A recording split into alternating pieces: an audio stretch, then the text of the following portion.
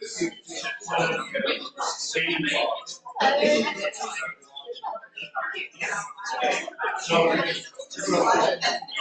George.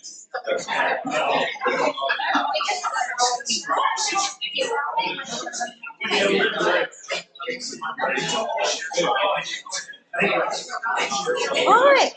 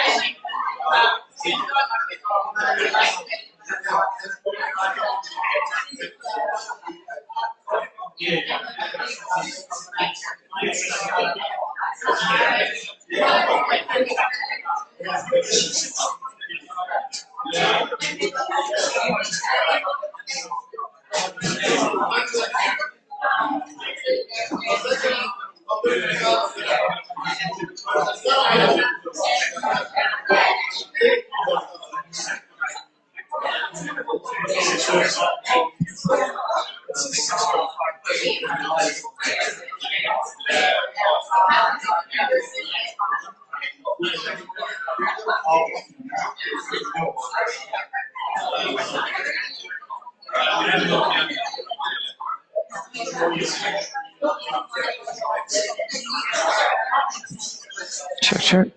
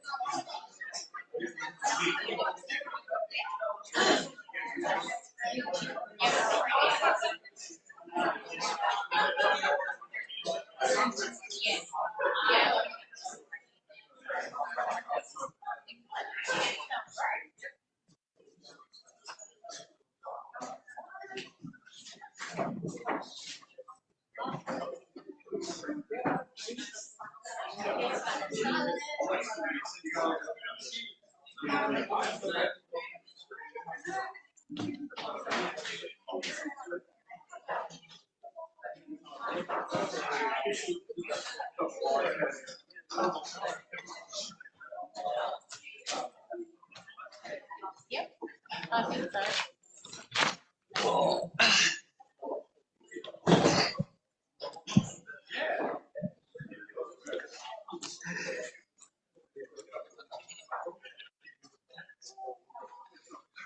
You ready to go? You'd be old habits, wouldn't you? So, If everyone could take their seats, please, ready for... Excellent. Good evening, everyone, and welcome to our Net Zero Community Forum. My name is Rebecca Sansom, and I am the Acting CEO at Hunter Multicultural Communities. It is a pleasure to welcome each of you here tonight as we come together to discuss and learn about our government's plans for Hunter region transition to clean energy. This forum is an important opportunity to explore how we as a community can contribute to a sustainable future. I would like to begin by acknowledging the Awabakal and Worimi people, the traditional custodians of the land that we gather on. We pay our respects to their elders, past and present, and extend this respect to all Aboriginal and Torres Strait Islander people with us today. A warm welcome to our community leaders and members representing diverse cultures and backgrounds, including Aboriginal and Torres Strait Islanders, Filipino, Ukrainian, Croatian, Afghan, Spanish, African, Polish, Italian, Norwegian, and Chinese communities, along with many more. I would also like to acknowledge our special guest, Josh Cosgrove from the Net Zero Economy Agency. So welcome, Josh. And just before I hand over to our MC, Dr. Thomas Michel, I'd just like to give some housekeeping rules of the evening. So as you are aware, the refreshments are located in the back right-hand corner.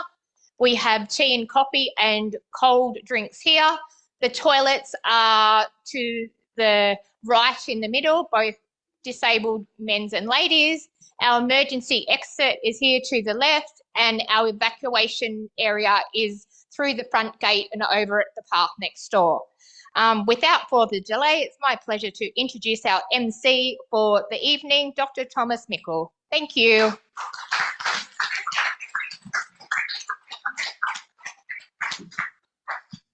Thanks, everyone. Great crowd here. Thank you for attending the Net Zero Economic Transformation Multicultural Community event with three great speakers here tonight.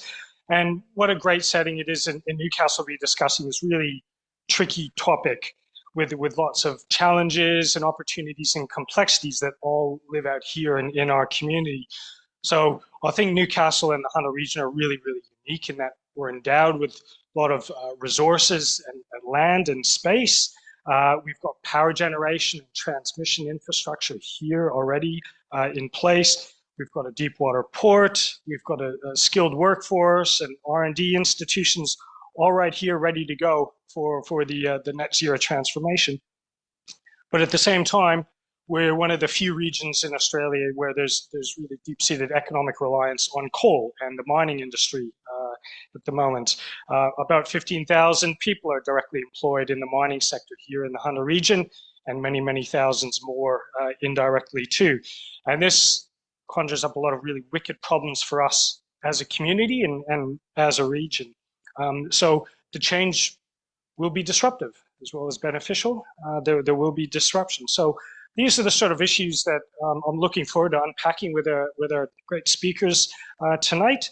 And the purpose of the evening is to increase awareness and understanding of the government's plan for Australia's transition towards net zero, increase the understanding of the local impacts and also the local opportunities we have here in Newcastle and the Hunter, and also to help communities, and especially multicultural communities, to feel empowered about playing an active role in these changes.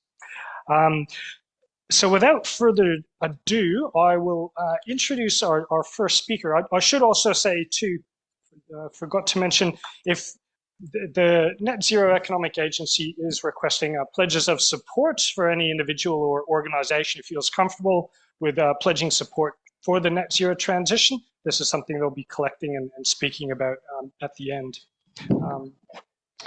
Without further ado, I'll introduce our first speaker for tonight. This is Josh Cosgrove, the Assistant Secretary of the Investment Policy Branch of the Net Zero Economic Agency. The agency's investment function works across all levels of government and with the private sector to catalyze the investment needed to develop sustainable sources of long-term prosperity and to support Australia's regional communities through the net zero transformation to a green economy. So he's going to talk to us today about the government's plan and vision for this transformation, what role government would be playing in it, and what this means for the Hunter community in particular. All right, Josh, I'll ask you to come up to the mic.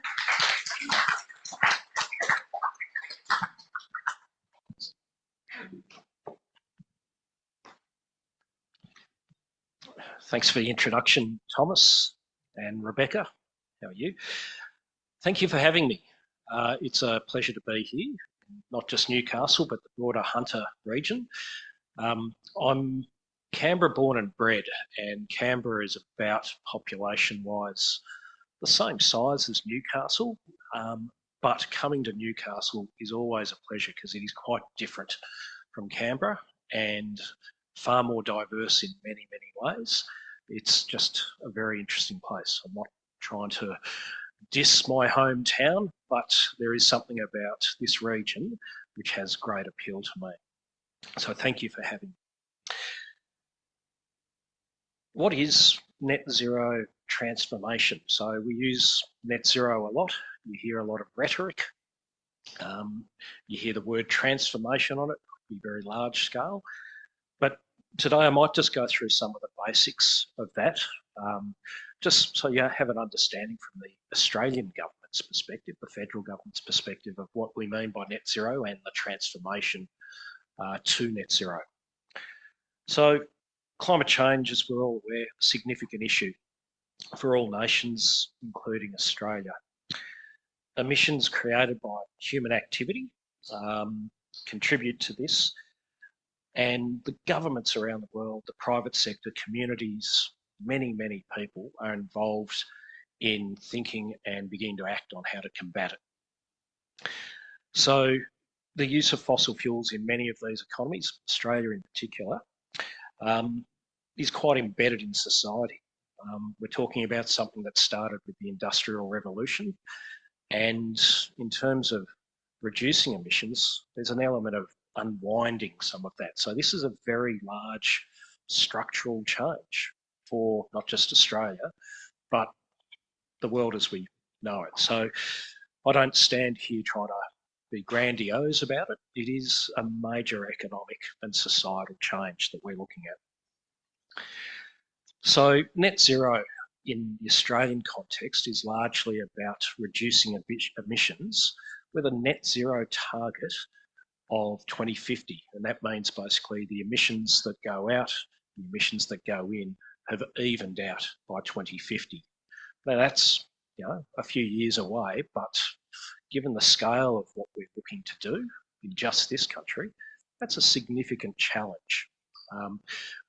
If you're looking at economic transition, structural adjustment, some people call it, that doesn't happen overnight. Newcastle has had a formative event, certainly with the steelworks back in the 80s and 90s. That takes some time, and we're talking about something quite large and at a great geographic scale as well. So, as we head towards that net zero goal of 2050, there are many challenges in that. We can get to some of those, both in the speech and Q&A, but it also provides a lot of opportunities, both for employment, society, new industries. By talking about the scale of what we're trying to do here, the Australian government has basically seen this as a massive challenge for all its entities, whether it's a Department of Climate, a Department of Industry, but if they see it as a major coordination task as well. So as part of that, they've created the agency that I work in, the Net Zero Economy Agency. We have a central coordination role, and I'll get to the details of what that entails in a second. The broader question to start with is, well, what is the role for government here? So government has a number of roles, and this is small g government. You can point it towards state, federal, to a certain extent local governments as well. But governments have a role in building policies and plans across a range of things. But in terms of net zero and economic transformation, you're talking about establishing the policies and plans to support people, workers and communities through an economic change. Talking about establishing policies that create a positive investment environment for the new economy and the support as needed for industries to garner that opportunity. And importantly, part of the reason I'm here today is coordinating Australia's approach and communicating the approach with all Australians. So this is just the start of this. It's a large task. It won't be solved overnight. It'll be something that governments will need to be committed to for a long period of time in order to meet that net zero goal. As mentioned, the Net Zero Economy Agency, where I work, is a small central agency within the Australian government that enables these roles: workforce, investment, coordination, communication. And it's largely coordinating a lot of Australian government departments and agencies to deliver their goods better, with a focus on specific regions that will be going through the transition and probably have as much of a challenging opportunity as well as the actual future opportunities. The Hunter region is one of those. So you know that there are others. There is the Gladstone region in Queensland, the Latrobe region in Victoria, the Collie region in southwest Western Australia. We also look at places like the Upper Spencer Gulf and the Pilbara. But the Hunter has a lot of history in terms of industrial good from fossil fuels. And looking at the Hunter, the scale is large, but the opportunity is large as well. So our agency, we're very new. Our legislation passed the Australian Parliament in early September. So that legislation was to create us as an ongoing entity. That's really important for us. If we were just another part of government, we can be told to go and change or do something else. But because we have been put into legislation, it makes us stay here for the long term. It is very hard to move things when they're in legislation. So we're here for the long run. Our establishment makes good on our commitment to support and empower workers, communities and regions of Australia like the Hunter that are most affected by the goal of reaching net zero by 2050. People are key to achieving this goal. It's you, the people of the Hunter, and thank you for coming tonight, and regions like it, like the regions I mentioned before, these regions that have kept the lights on, industry moving, exports going. These are key regions to basically the Australian broad economy not just in the past, but certainly into the future as well. So the authority's mission is to ensure that the hunter, their workers and communities are empowered to respond, to take advantage of new opportunities. The Net Zero Economy Authority will be working across governments, certainly with the New South Wales government and the local governments in the hunter. We'll be working across those governments. We'll be engaging with local communities, First Nations people, and with industry to support the hunter through the change. This engagement and collaboration includes working across governments to deliver more place-based programs to support workers in emission-intensive industries. By place-based, that's more of a tailored approach where the Commonwealth or the Australian government often does broad-brushed programs Australia-wide, and everybody Australia can apply. It's a slightly different approach for us to focus on particular regions. Not something that the Australian government necessarily does a lot of, but it's been seen as a necessity given the scale of the challenge that we're looking at. We're also partnering with local organisations to build our understanding in the Australian government of how a net zero economy will affect regions and the communities and how they can engage with it. It's not just about me telling you what the government thinks and what the government wants to do. Place-based approaches is about you informing us of what's important to you and how we work together to ensure that everybody can benefit from the transformation. So enabling communities, workers to get through the transformation and sharing the benefits is one part of it, but another half of the equation where I and my team are particularly focused is the new industries, bringing in investment for the new industries to enable these regions. We will have industries which will probably close because they are linked very strongly to fossil fuels, or industries that will choose to try and do something different. Governments have a natural role to look at the future industries, and it's with a pleasure that I kind of say the hunter is very well set up for attracting those new industries. So the hunter's long history as an industrial powerhouse, as was mentioned before, has got a lot of enabling infrastructure to make these new industries happen. You have the skills. You've had a long history of the skills of manufacturing, energy infrastructure, and a deep water port, which is world class, to make this city and the broader region reasonably wealthy. Those are great assets to continue to have. That won't change. Certainly the skill sets are very important, and enabling those skills or growing on those skills in the future will be important. Today there was an announcement of, I think, $60 million odd, New South Wales and federal government, to enable the local TAFE to do more on renewable energy skills and building that. It's that type of thing that we're looking at within the Commonwealth, Australian government, and working with state governments to do. That's really important, that announcement. So there are projects to show a bit of evidence that things are beginning to happen. So it's not just new investment and waiting for the investors to come and start building things. You do have some projects moving along. So the Hunter Renewable Energy Project, that's installing renewable energy infrastructure at treatment plants around the region and pump stations into the network in the Hunter.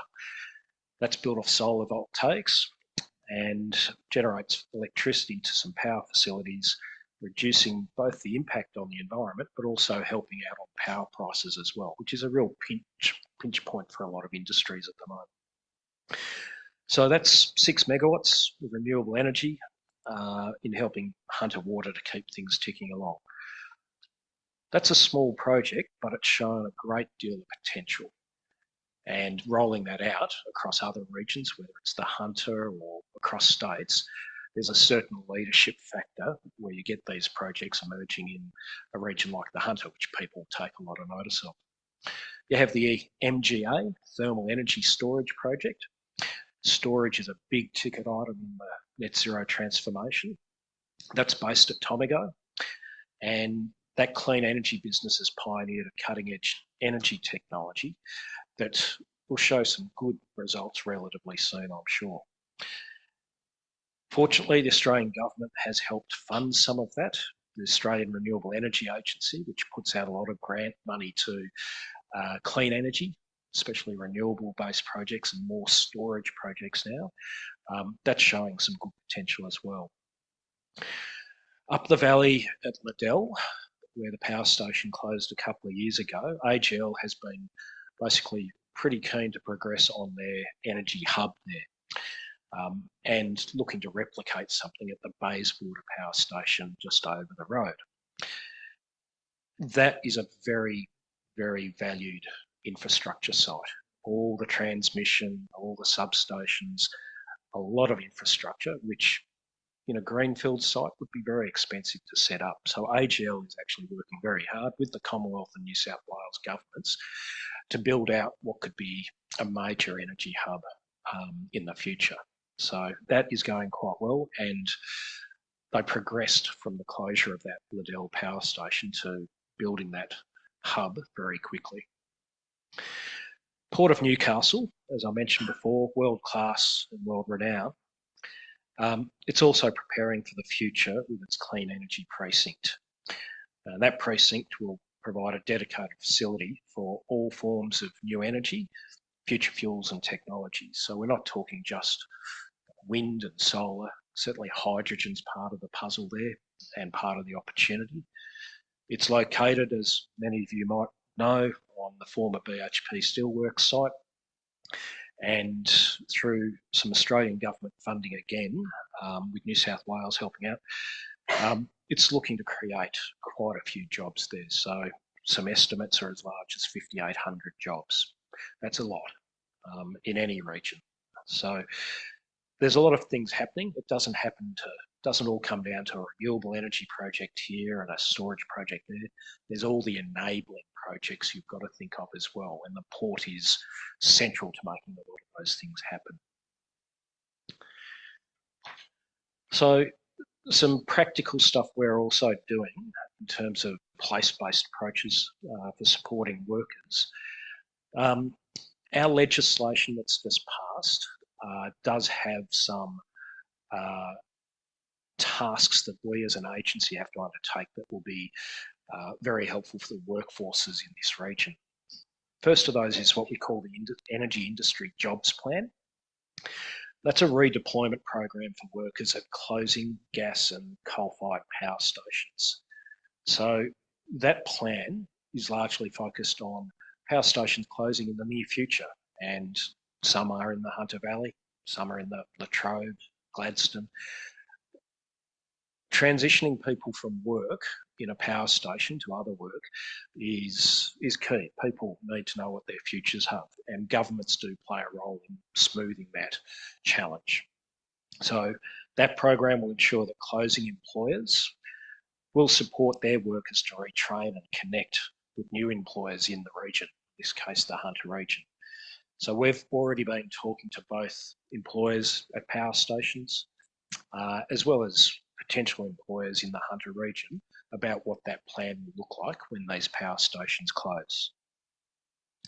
We also have something called the Regional Worker Transition Plans, and this is probably more about your main street support, your high street support, where it's not definitively the workers' support, it's about the businesses in the towns which might find a challenge. So we're working with the New South Wales government to ensure that employers and supports are coordinated so they meet regional needs, not just the direct worker need. That's early days on that. We're yet to roll that out properly, but it is something we are beginning to work with the New South Wales government and local communities on. As part of this, it supports displaced workers with case management, career guidance, financial planning and wellbeing supports, but it's also telling the story of the region and ensuring people know that the future industries are out there and things are actually happening. They're not just pie in the sky ideas. We already have, sorry? Did I hear a question? Sorry, that's okay. In the Hunter already, we do have a couple of regional workforce transition officers, and they're working on the ground closely with what we have as a Hunter employment facilitator. So we're beginning to join the dots on the ground, which, as I mentioned, for the Commonwealth, we're beginning to get used to working more on the ground in these regions. Finally, we do also have the New Energy Apprenticeships program, which is providing support of up to $10,000 and assists apprentices and trainees to skill up in the clean energy sector. This is facilitated by things like today's announcement of the TAFE and the renewable skills that we can build into that TAFE. I'm just going to finish there. What I've given you is a broad government spiel, as we say.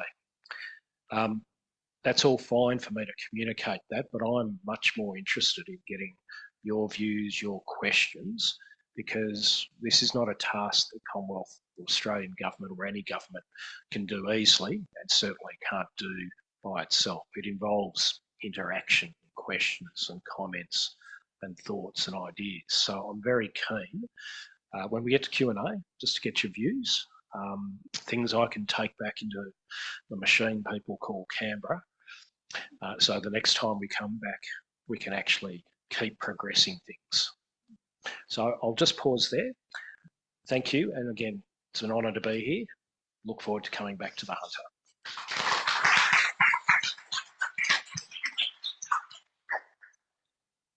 And how we'll go with the format for tonight is we'll hear from our next two speakers, Leigh and Sam, for about 10 minutes each, and then have Q&A after that.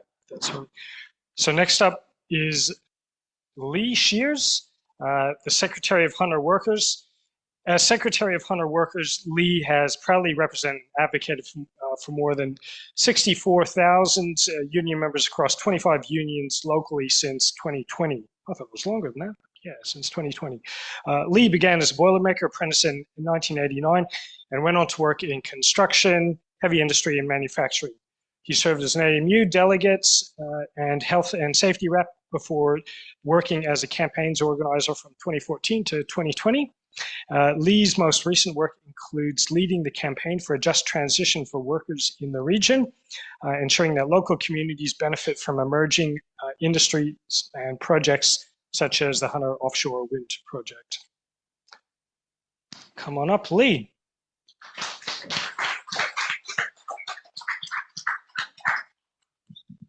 Thank you, mate. And thanks, Josh, for your intro. First, I'll just to start with just acknowledging the traditional owners of the land which we meet, and always was and always will be Aboriginal land. I thank everyone, the Multicultural Community Centre for having us here and asking us to come here and speak and talk to you as well. I was saying to some people before this, over the years, there's two communities that stick out in mind that are kind of overlooked in regards to some of our campaigns and some of our initiatives, and considered important stakeholders, and that's our disability communities and our multicultural communities. So it's really nice to be here and talking to you.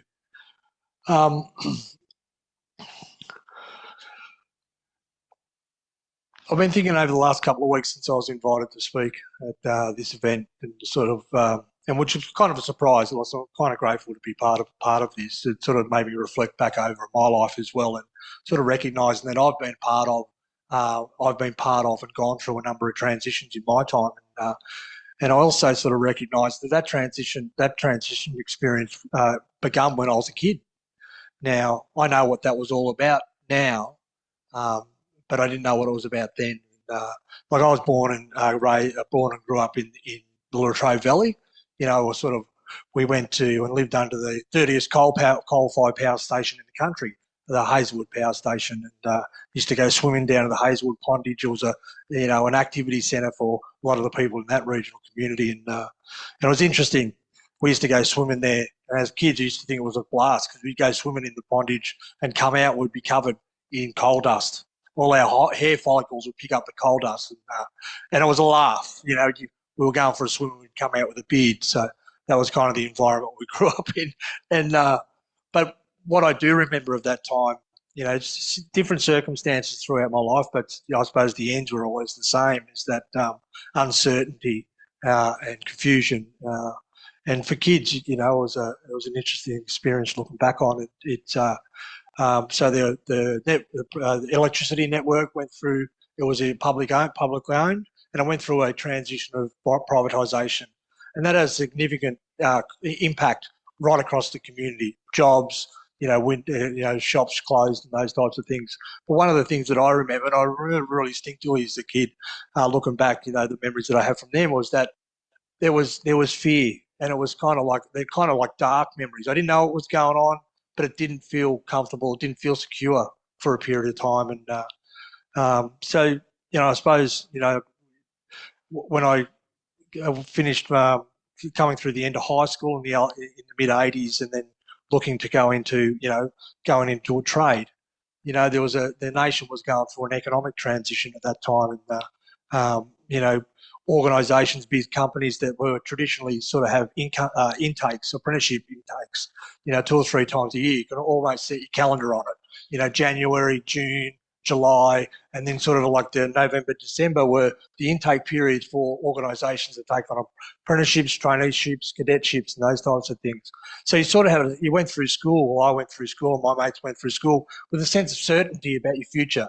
You didn't necessarily know what you were going to do, but it was sort of laid out. You had options, you had choices, but when as we're coming to the end of school, that changed. And again, I didn't know what was going on then, but I looked back now, and I couldn't understand what was happening, and I suppose the environment changed in front of us, and then when I finally got an apprenticeship, completed that apprenticeship, and went back to the Illawarra, where I lived at that time, was that BHP was a massive supporter of the industry, and fabrication workshops and all sorts of, supporting sort of industries around the BHP, the service BHP, the steelworks there. But BHP was going through a transition, a change, an economic and industrial how they would do their work and how they would perform and be part of the community.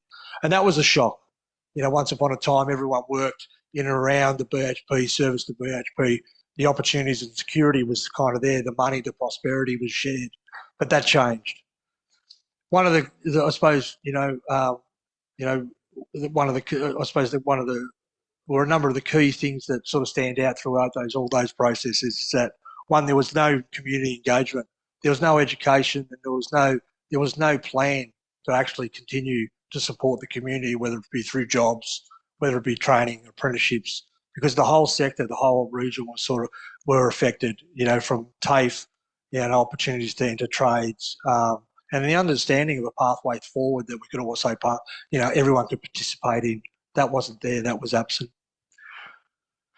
And I think it's important to sort of share those sort of stories to sort of recognise is that, we are all affected by transition. We're all affected by change, whether it's that kid that sits at home and is playing with their toys, watching cartoons after coming home from primary school, or whether that's, a school leaver who's looking for their future and sort of set their mark for their life ahead, or whether it's someone that's actually working in the industry and feels like they have the skills to continue and feel secure in employment in the future. It affects us all. And so I think, I suppose, I suppose an enthusiastic supporter of net zero, enthusiastic, not only as a trade union leader, many of our unions, or all our unions, have been campaigning for these initiatives to be put in place to plan for, have an orderly transition away from fossil fuels, away from where the world is going.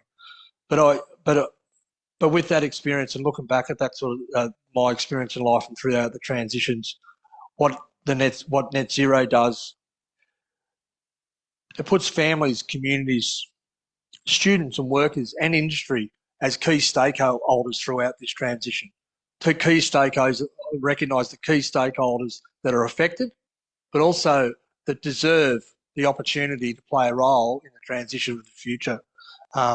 Where once upon a time it was singled out to be industry, or singled out. There were single interest groups that actually participated and had the opportunity not to participate, to benefit from and continue the prosperity that we all hope to achieve. The other key thing too is that our environment is a key stakeholder in the transition, and that's significantly important because we don't just work. We don't just go to work to earn an income. We come home and we want to enjoy our lives with our families. We want to enjoy our environment and all the activities we want to do after we finish work.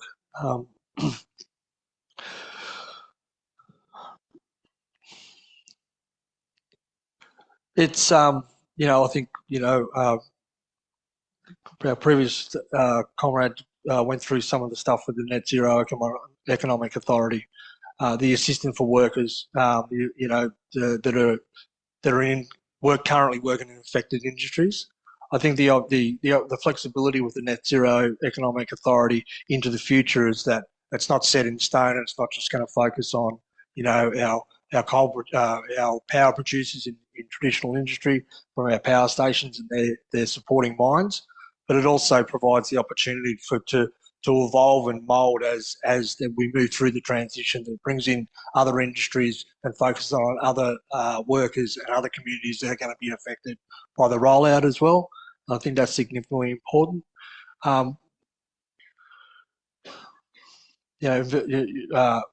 supports for investment. Government has a significant role, and only government can actually play a role in actually ensuring that investment and opportunities are attracted to regions where the industrial transition is occurring. We need that support, and I suppose that's one of the things that's sort of been lacking, not only the stories that I shared, but also over the years around the I suppose the argy-bargy of the transition. It doesn't need to be, and it will not have to be my job or your job. We can all play a role in the transition. We all have the benefits of, being part of the transition. And those are the significant things that will continue, I suppose, from a trade union perspective, looking after our members, but workers and communities across our region, that we have an opportunity and we are a stakeholder at the table as this transition unfolds. So I've been given a 1 minute, 2 minutes, but I think I actually gave warning to the MC that I'm prone to go off on tangents, so I feel a tangent coming on, but I thank you for the opportunity to speak.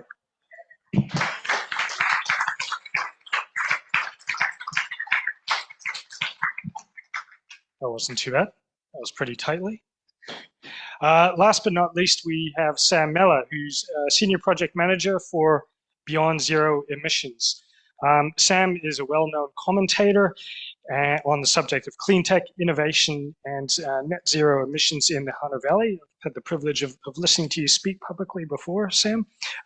She led the highly successful Hunter Energy Evolution video series featuring Hunter clean tech organizations in collaboration with Out of the Square, a local media agency, and authored the Hunter case study in the Beyond Zero Emissions capstone research report, the Million Jobs Plan, that was published in 2020, I believe it was, and the Hunter Renewable Energy Industrial Precinct briefing paper. Sam has been working with Hunter industry to build momentum for creating a renewable energy industrial precinct in the region, and has just completed the Hunter Regional Profile for Beyond Zero Emissions National Action Plan. Since 2011, Sam has been doing pioneering work on the potential pathways for renewable energy export in two of Australia's biggest industrial regions, ours, of course, the Hunter, and the Pilbara. And I didn't know this, but Sam is also the founder of the Pilbara Solar Pty Ltd company as well. So welcome, Sam.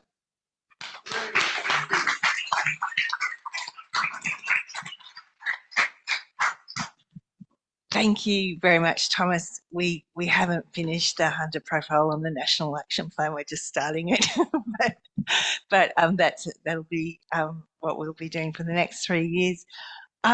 Yeah, and I just wanted to say thank you to Josh and Leigh. They were a bit of a hard act to follow, and yeah, I'm really grateful to be here as well.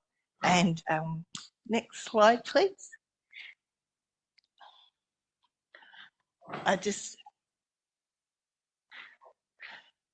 I'd like to acknowledge the traditional owners of the Hunter, the Waramai, Wabakol and Wanarua people. And yeah, thank you very much for being custodians of this amazing country. Next slide, please. So for those of you who don't know us, Beyond Zero Emissions is a think tank, and we do research on the ambitious climate solutions for Australia and Australia's regions.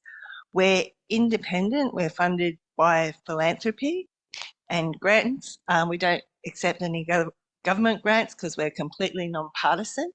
And this photo here is taken in Parliament House last year. That's our CEO with the secretary, with the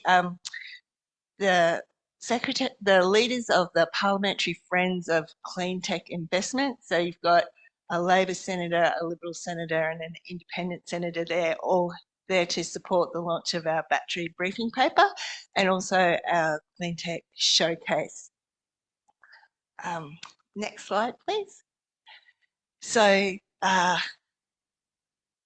we've got a huge body of research dating back till I think 2010, the Stationary Energy Plan, which is the first 100% renewable energy plan written for Australia.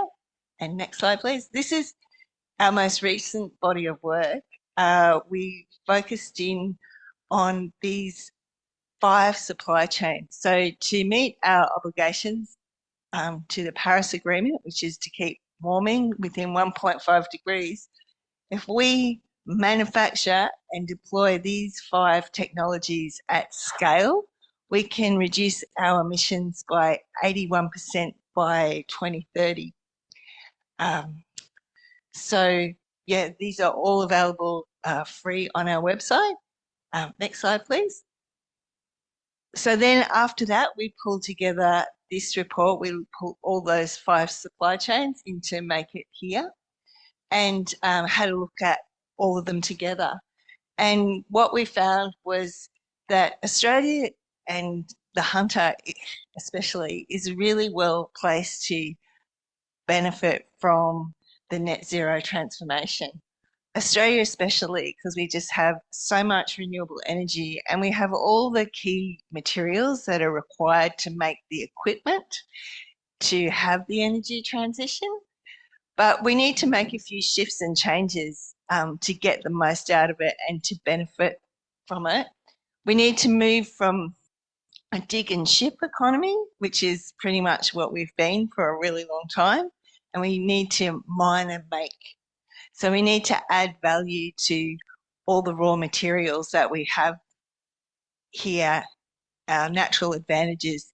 And a really great example of that is the company that's chosen to set up here in the Hunter, Energy Renaissance.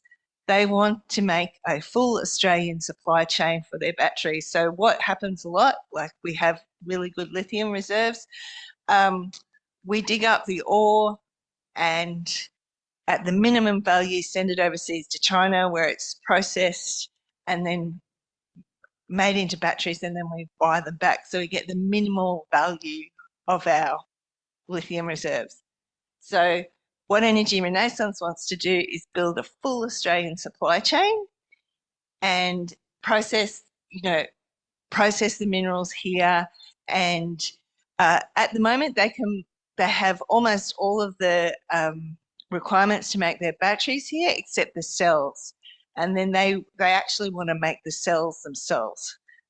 So once they can make the cells, then we can have a fully Australian-made battery. So we need to start thinking like that across different supply chains.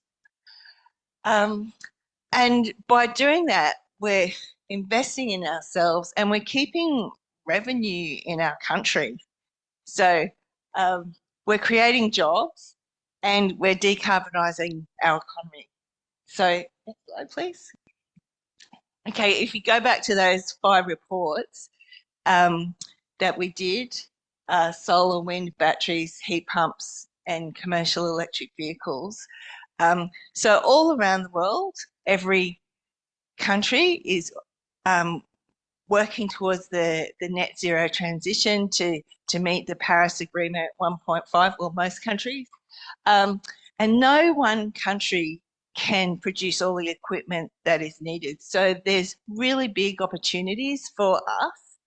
And in our research, we found the biggest opportunities is in wind and, again, batteries. Next slide, please. So I just want to let you know that we're not starting from zero, especially here in the Hunter. There are a lot of businesses that are already working towards it. So we've got a lot of seeds planted, and we need to grow these companies. Now, this photo is taken in Tomago. That's at Miltech Martin Bright. They make steel bars. They make low carbon steel bars because they use an electric induction line for their smaller steel bars, and it's powered with solar panels and renewable energy.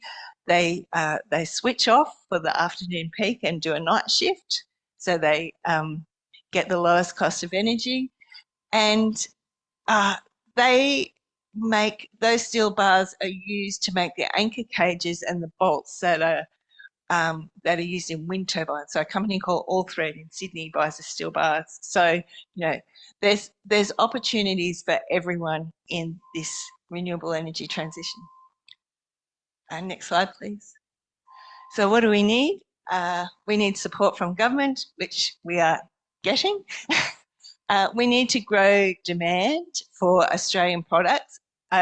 You might remember the solar sunshot announcement earlier this year at Liddell, where the government announced support for solar manufacturing. One of the great aspects of that, the company SunDrive, the New South Wales government announced that they would buy SunDrive solar panels. So that takes a huge amount of risk out of that company that wants to set up here in the Hunter, because it's like businesses take a lot of risk and investment, and then to know that the New South Wales government is providing that offtake really creates a lot of certainty.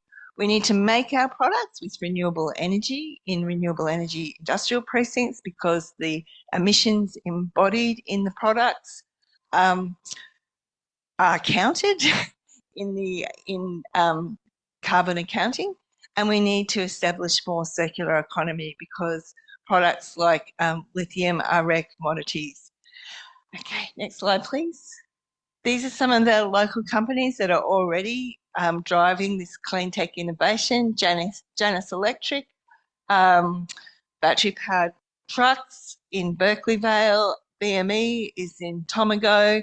They're making battery-powered mining vehicles, heavy mining vehicles.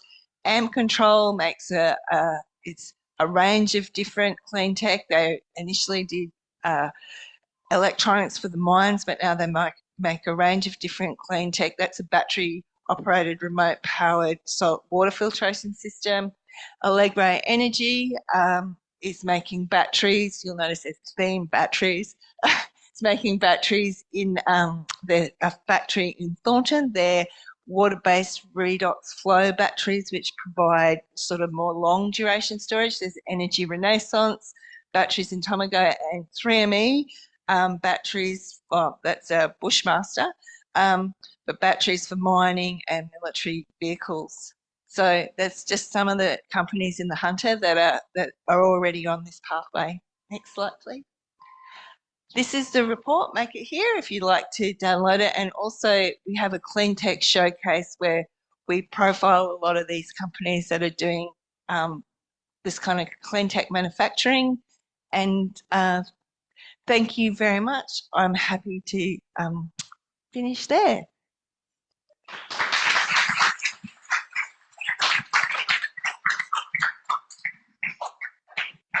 Thanks very much, Sam. Yeah, that's the point you raised about lithium made me think of a CSIRO speaker I heard a couple of years ago, and he raised the point we've got about close to half of the world's lithium reserves, and the captured value chain. Any guesses in the room how much value we capture here domestically? 0.5% of the whole value chain of lithium. Anyway, look, I've got a few questions myself for the panel, but I'm not going to hog the floor. So love to throw it open to the crowd and take any questions from the audience. Yeah, should I be the roving mic? So I go in the back here. You're going to go? Yep. No, wait there. Hello, good evening. Thank you to all the speakers to share their wisdom of knowledge. So just to give you an introduction, my name is Paul. I work for a company called Waratah. They are chemical manufacturing based in, it's a global company, but we've got a few offices in Curriculum and Stockton. So just to give a bit of context to my question, I want to just give a bit of a recent decarbonization project which we did in Korean area. We did a project which was able to cut down almost 45% of greenhouse gas emissions we used to produce from nitrous oxide and nitrous dioxide, which are the key contributor to the greenhouse emissions. So what we did was we didn't decommission any plant, but we upgraded our project plan with few new technology. So we are almost cut down 500,000 tons of CO2 equivalent per year, which is around 12% of total greenhouse emission in Australia. So we were able to cut down almost 12% of all Australian chemical industries. So my question is, I'm fully supportive of green technologies, and I see the future where we should be supporting our future generation by giving them a safe environment. So I'm very positive to all the green technologies and green projects. My question is, just like what Eureka did, can we cut down the carbon emissions by implementing similar technologies in our existing coal-fired power plants rather than shutting them one by one, considering the energy security?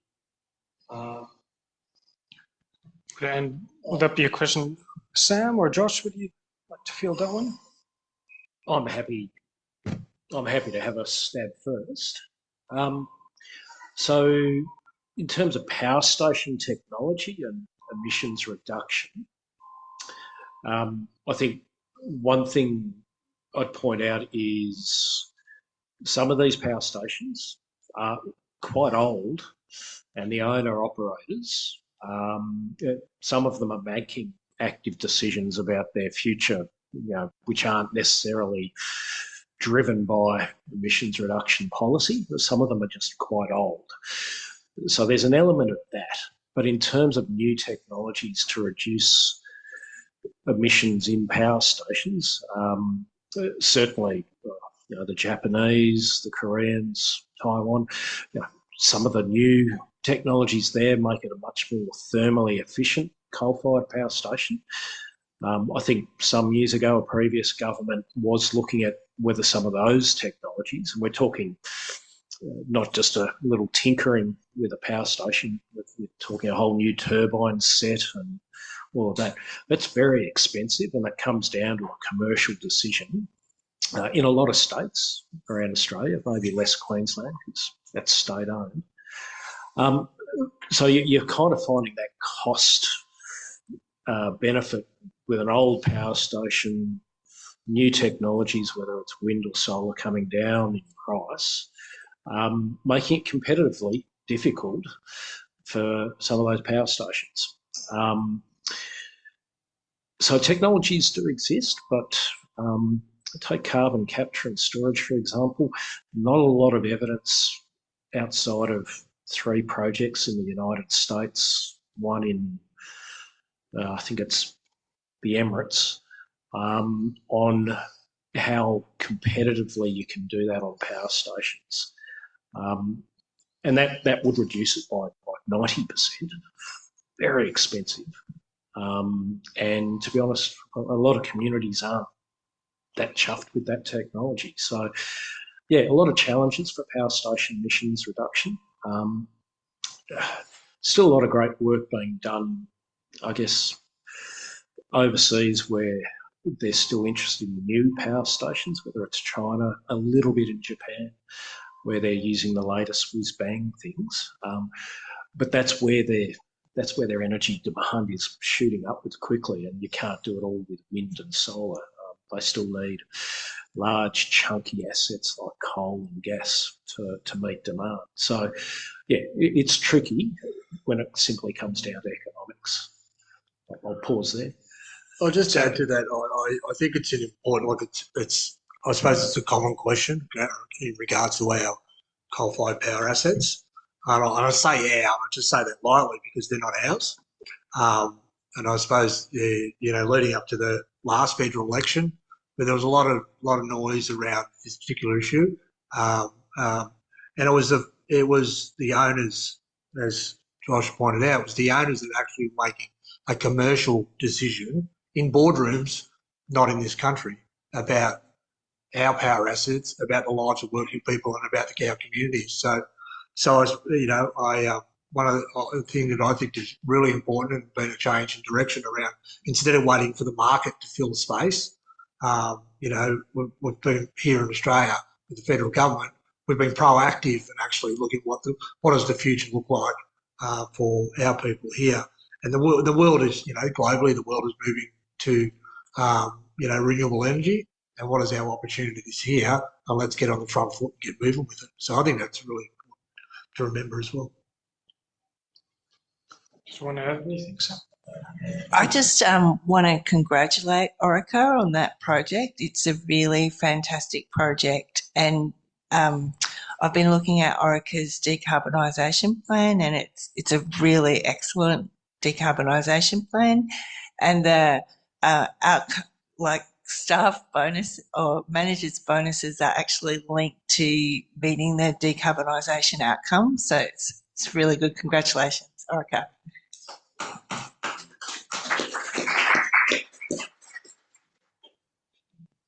The one here. I've been very interested in what's happening up in Liddell. Obviously, there's all it's been talking about in the last question, and the owners of that power station obviously come to a commercial decision that it's no longer commercially viable to keep that power station going, so they retire it. And they're answerable to their shareholders, so that's a totally understandable thing. But I've been very interested in what they've been doing on that site with the renewable energy hub. And from what I understand, they're building solar, wind, pumped hydro, and I think there's another one there as well. I know that what my question is, I know that I was wondering what's happening with the hydrogen, because I know that Twiggy Forest was at one stage was interested in developing a hydrogen plant on that site. I'm not sure if he's still interested in that. So can you update us on what's happening with the hydrogen? I guess, yeah, it's the gorilla in the room, and perhaps even with the decision by Origin as well recently. Yeah, so I can't comment too much on Origin's decision not being in Origin. I can talk about the general dynamics with hydrogen, government's interest, but also the challenges. And I think it's partly what Twiggy's found out, and maybe partly what Origin's done through a lot of investment.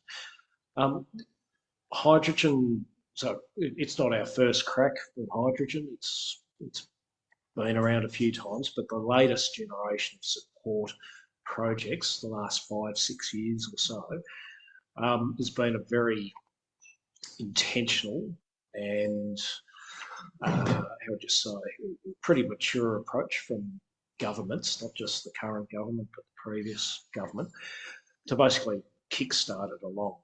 And part of that's driven by energy security, our own interests in getting cleaner and greener, but also signals from much stronger signals than before from overseas, from Japan, Korea, China, our usual trade suspects, also further afield with Germany in particular.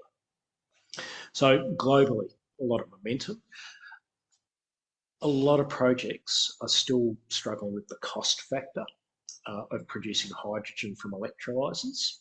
And if you crack that, things would really open up well. Is that a bit similar to the challenges of having a nuclear power station? I don't like to compare technologies too much, but in a sense, well, nuclear, yes, there's nuclear old generation things overseas. Hydrogen, there's not a hydrogen power station commercially running anywhere really. The Japanese are quite keen on heading in that direction, but at scale, it would be frightfully expensive today. Maybe 10 years from now, you can do it because of the electrolyzers. So hydrogen, it's still relatively cheap to produce it from natural gas or coal, completely unabated. So the emissions situation is not good, so nobody's accepting that. Making that leap to get electrolyser costs down so you can produce hydrogen or ammonia, which is kind of a sweet middle spot because it's cheaper to produce. There's some good angles, but it's technology-wise, we're still running up against a few barriers. There's plenty of government support out there, not just spruiking the Australian government's role. A lot of governments are trying very hard, but new technology is difficult. It is better than it was 10 years ago. And the international investment and appetite for it's still pretty out there, pretty keen. Japan, I used to deal a bit with them, especially on their hydrogen needs. They've got an energy security debacle. They can't rely on nuclear as much as they used to. They want to get off coal and gas. Hydrogen's seen as the next thing. Could potentially drive up if you run it lower. But if you did it today, it wouldn't be cheap, but it's cheaper than it was 5-10 years ago as well. So it's heading in the right direction, but it's difficult. I just remember battery storage from another part of exactly. that mix as well. So, it can happen. You make these steps. Very exciting. And a bit more context, or I suppose as well, is like the connectivity across different technologies. Is that go to the Origin or the Kooragang Island hydrogen project. The important connectivity to drive prices down in that regard, or to support that technology growing and being cheaper, was the offshore wind. So offshore wind and sort of filling the zone, 5.4 gigawatt zone, to produce that energy would also sort of go into industry to lower those costs for the production of hydrogen, which also would assist Orica's role in reducing their footprint as well as so also playing a role of coming into the grid to support that electrification of the region as well. So there's really important connectivities or connections with different technologies as well that will drive the cost of newer technologies into the future. So it's not all one just sitting on its own. It's a number of technologies coming together to support that drive down cost. So, yeah, I agree with Leigh that we have to get the renewable energy part happening first. I heard last week from the head of ARENA that they're funding research into ultra cheap solar panels, that with the view to driving down the price of solar even more to get to that lower cost of renewable energy to make hydrogen. I think hydrogen will have its day, and its role as an industrial feedstock is really important, and we need to start thinking about, because it is hard to transport, attracting the energy intensive industry that hydrogen uses here, like green iron, and so you're not transporting the hydrogen, like that you're using it where you're making it. Next question, value add. Yeah. Hi folks, thank you.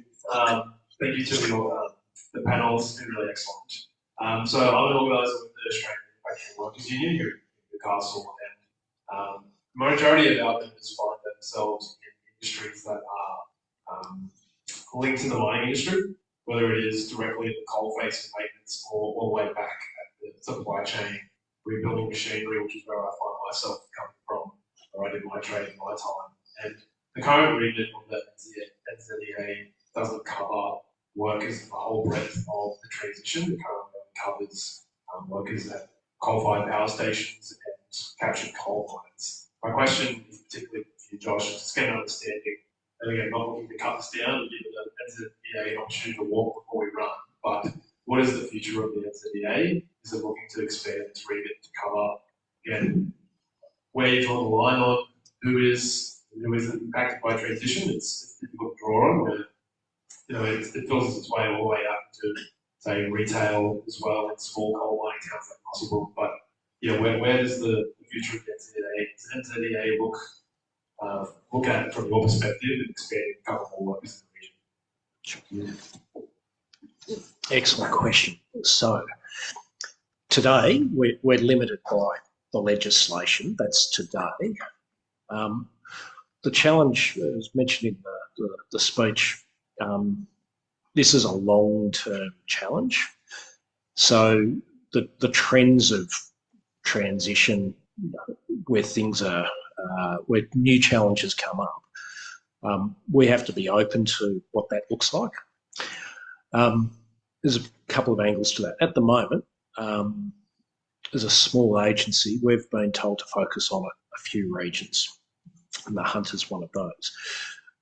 We can be given, through instructions of government, more regions to look at if they are, how would you say, seeing new challenges coming down the pipeline through trying to make net zero. So whilst I mentioned, I think 6 regions, we could be given more down the track.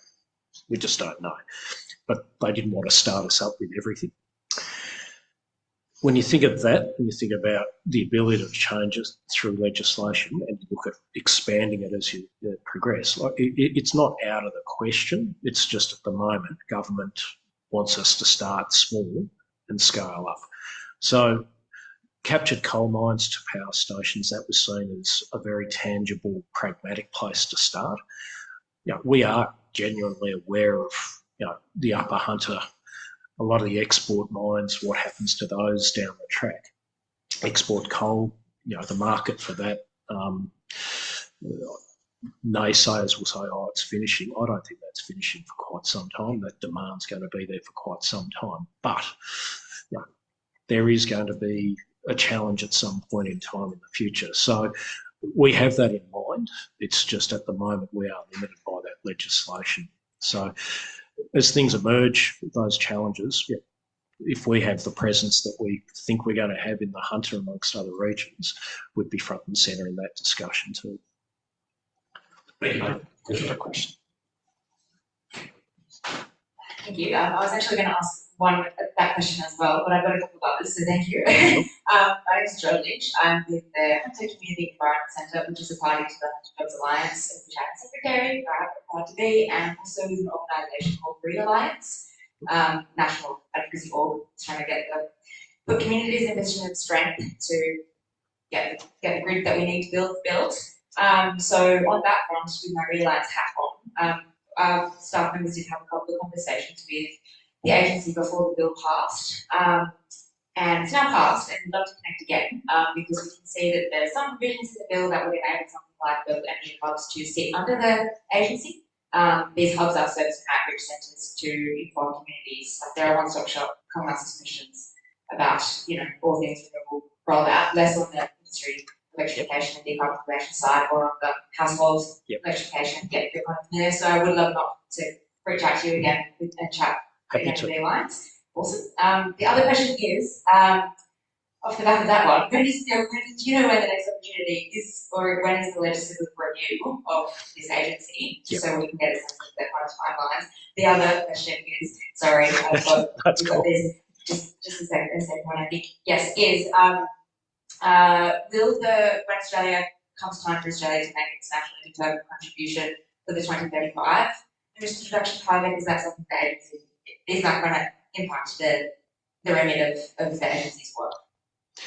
Okay, so firstly, yes, the catching up on the community hub, household electricity side of things, that usually involves probably somebody from the agency, but also because we've got arms through the Commonwealth, bringing in somebody from one of our energy, household energy teams in another department. So yes, in short for that. Second point, actually, no, I'll start with second point in terms of the legislative review. It should be more or less 12 months into when we've been fully enacted. So our bills pass Parliament. We're waiting for basically full royal assent, and we have just the small conundrum at the moment of we need our board basically established and announced. So that should all happen hopefully in the very near future. We need all that to happen.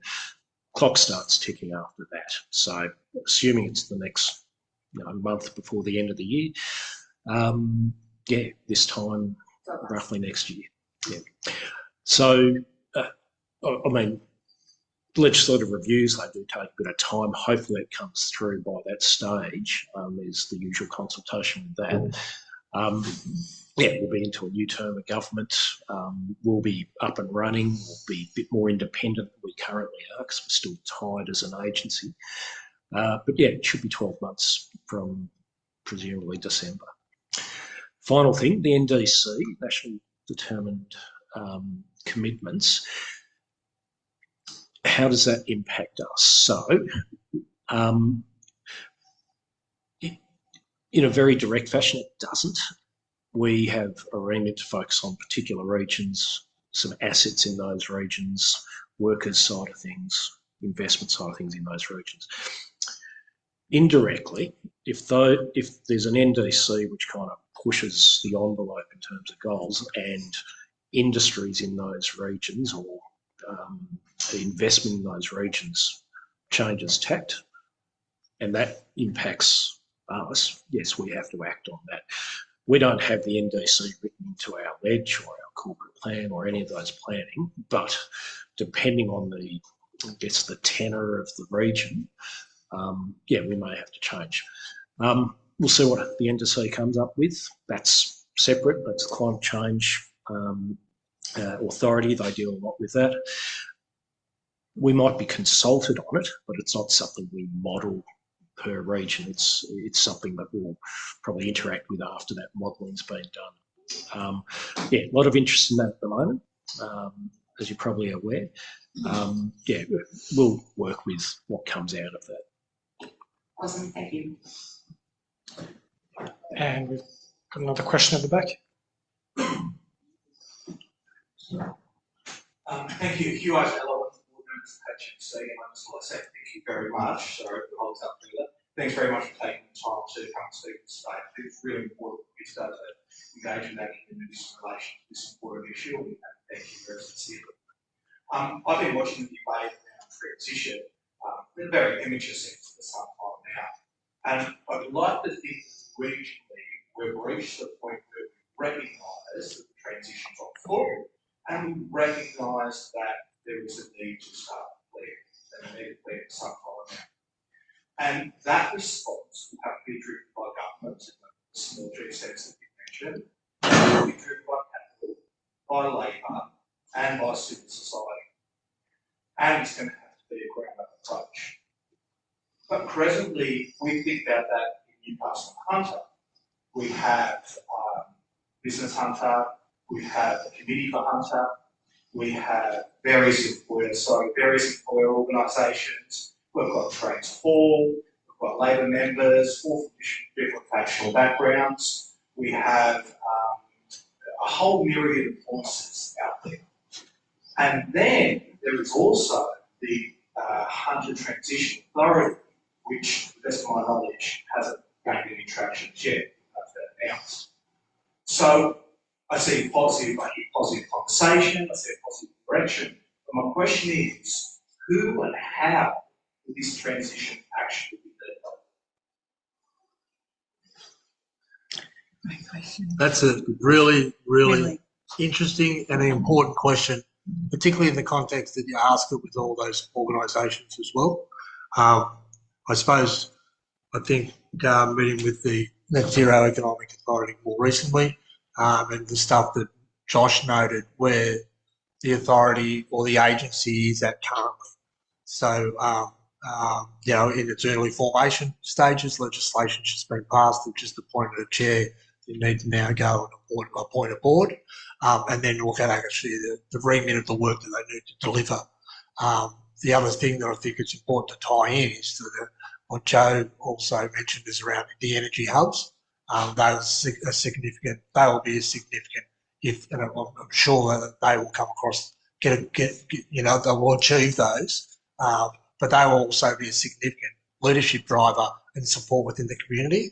But the other thing that I think is also significantly important, which we've asked the agency or authority to consider, is actually regional, I suppose like a regional steering group that the agency leads on, funds and leads on, seats, that actually brings all those stakeholders together to actually sort of give some coordination around the different views and different expectations about how this transition occurs in the hunter, and which then flows down to the necessary supports. And I think I'm kind of encouraged by some of the words that have been said today around local focus, initiatives that actually come from the ground rather than come from Canberra. And I think that's a promising pathway forward. Whether that is accepted and that's the pathway forward, but I think that's the sort of, I suppose, from a trades hall perspective, the proposals we've put through to the authority as well, that local coordination, because there is a lot of enthusiasm, and there's also a whole variations of what a transition plan. I think everyone's got a transition plan. There's some sort of crossovers. There's also some other ideas that may or may not be necessary for the region. So another question? I was just going to add, I think one thing about the agency being created is it's a catalyst for that conversation of how you do something in a place-based manner. And as mentioned during the speak, the Commonwealth's not necessarily well tuned on how to create bespoke regional approaches. But we have to do it from time to time, and there might be a specific thing on Region X from time to time, but this is a bit broader than that. So the catalyst of us being created does have us actively thinking about how we do it, but we're not going to do a cookie cutter approach for Hunter that applies to Collie, that applies to Gladstone. It just won't work. We kind of need the community guidance and intel on what actually works best. Now, the Hunter, as you mentioned, a lot of stakeholders there. There's a lot of people here. There's a lot of representatives. No shortage of interest, which is great. But how we enact that, and one part of the story I haven't mentioned is, and the state government, as you mentioned, the Future Jobs and Investment Authority, how we interact with that and the local community to make sure we've actually got a pretty cohesive framework in a very densely interested area. So in a sense, that's all to be kind of set down. At the moment, we've just started to engage with the New South Wales government. They do have their process to go through, and I'll let them answer for that, but that collaboration's helping. But we do need to figure out the best approach on a hunter coordination. We're very conscious that the hunter's not this just generic area. There's heaps of differences between Muswellbrook and Singleton and Greta, Waratah and probably Hamilton. We just need to kind of get a better approach and a better bit of intel on what would work here overall. Hello, I'm Nigel Staggs, and I'm lucky enough to do some volunteering work for Sam and Mella. But I'm such a splendid panel of speakers. Thank you very much. My specific question is to you, Josh, from the government, and that is, I see here that you're saying the target is 0 by 2050. Now, as my understanding is, that's what the world has to reach, 0 by 2050. And Australia is a modern industrial economy, and we're aiming to hit not just an average, but what the whole world has to reach at 2050. And this might be an unanswerable question, but can you give us any feeling what the feeling in Canberra is about okay, we're an industrialised economy. Maybe we should be hitting zero well before 2050 to make some room for Zimbabwe and other countries that would be struggling. But they won't be at zero in 2052. Yeah. So thank you very much. Yeah. So international climate negotiations is not my forte, but Australia, as we all know, there's a certain embedded nature on fossil fuels, so it is a challenge for us. The responsibilities of other nations, and as you're aware, not all nations are signed up to Paris commitments and nationally determined contributions, etc. So I think if you take the metrics out of it, it's also that kind of soft power discussion of, well, where does Australia want to play in this space? How do we want to enable things with like nations? How do we want to enable our region to reduce emissions? There's a big focus on the Pacific at the moment, and the geopolitics around that. Let others better qualified get into that. And then you get dimensions like the US election, what kind of impacts that might have. The focus we've got is that from certainly a trade and investment perspective, if we don't start doing things now in terms of some of those newer industries with the newer technologies and reducing their emissions, we will miss out. You get nations like Germany, which will get their technologies out there really quickly. So it's a competition as much as a trade discussion. So there's a big incentive for Australia to be cracking on just to make sure we're ahead of the curve. It's not something we're necessarily always good at. There's some elements, but we do need to get ahead as much as we can, and that's difficult in a small nation. In terms of getting others to contribute more to it, laggards, if you want to call it that, that's difficult. And you can see it's not just Australia pushing the voice of do more. You need power in numbers to get that stuff happening. And so whether it's the Foreign Affairs Department, our Climate Change Department, there's a lot of that kind of soft advocacy that goes on. It's tricky, and I'll leave it to others to debate whether doing things bilaterally, encouraging other nations who've got relationships with to do their bit, or go multilaterally, which there's a lot of criticism on whether that is a great model. But we're in a rules-based order, and that multilateral approach continues. And it's a struggle against time, that approach, to be quite frank, but we'll continue to do it. And it's about leadership too, isn't it, really? And then, like, I think, one of the questions that have been, was sort of put to us as well is how can our communities play a role in the transition? It's, getting behind this transition, getting behind renewable energy, putting pressure on our local, state and federal representatives to keep moving the pathway, continuing the pathway forward. Because as we develop as regional energy and renewable energy superpower, and we do what we hope to achieve, we're actually a global leader for others to also follow. So, and as we're able to produce at lower costs, we can assist other nations that don't have that capacity to also move in that sort of space as well. So, again, the energy transition is a long-term job, and there's a lot of, facets and opportunities for us in a nation, but us as a global leader in this space as well. I just want to add that the name of our organisation is Beyond Zero Emissions, and we have to, net zero is a great start, but we actually have to go emissions negative. And, the scientific 1.5 degrees, which the Paris Agreement is based on 350 parts per million of carbon dioxide in the atmosphere, carbon dioxide equivalent. We're currently at 422 and still going up. So it's a big job. I was just going to just reinforce the idea that Australia's got a target of 0 to 2050, but maybe we should be aiming for a target way before then, way before then, so that, that by our example, we can help other nations, maybe not directly, but say, oh, maybe Australia's got it, we can have a crack.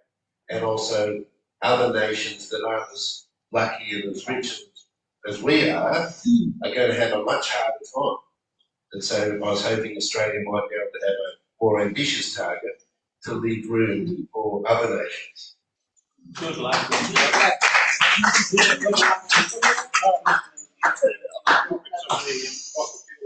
Well, yeah, well, I was just going to add to that is that, you know, it's we've got a federal election coming up sometime next year, so that's going to be an important place where people can actually mark what they want for the future as well.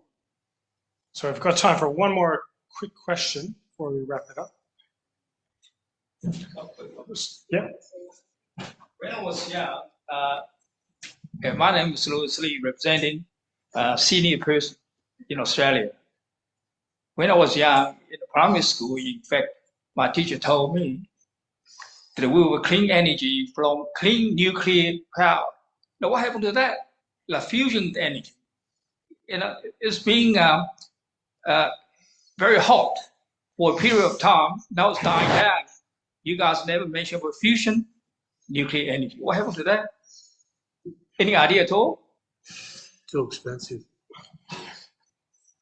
Not on fusion, no. That's not something I've looked at or the agencies looked at.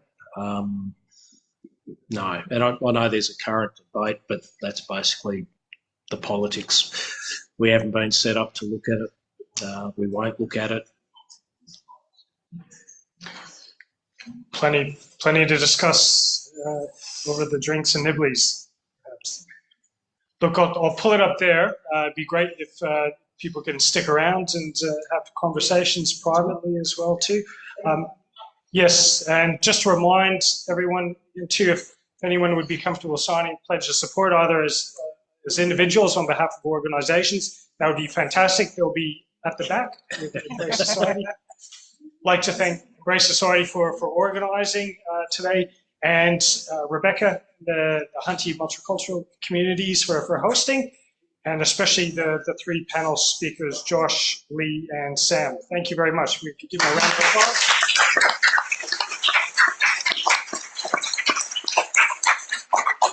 Thanks everyone for coming. It's good. Yeah, Thank you. excellent variety. Thank you. Thank you. Yeah, thank you. Well, we're on tomorrow as well. Tomorrow morning, it's going to be, mate, I can guarantee you, it's going to be interesting for me. I don't do mornings. And I have to get up at 4 o'clock to be there, 4:30 to be there by 7. So there'd be a lot of this. I don't even know that. So where do you live? You're Up the Hunter Valley, yeah. how far up are you? Oh, I'm out sort of towards Wollongby. Oh, yeah. Yeah. Oh, wow. Yeah. My wife hates it because she's not close enough to the shops. I fucking love it. I go out there, I walk into my gate, mate, because where I live, if someone knocks on our door, we're like, fuck, what's that? You know, you don't see people. So when did you move from Victoria? When did you move from Hazelwood? In 1983, Yeah. so we moved to New South Wales. Yeah. So, So Loy B wasn't up and running yet. No. Loy A. yeah. And it was all pumping. Yeah. Like the brown coal industry was actually, they were relocating towns so they could keep digging coal. You know, and a lot of that stuff I know today as just a kid, you know, but it you know, so primarily coal and paper mills were our prime producers, I suppose, or industries and jobs, and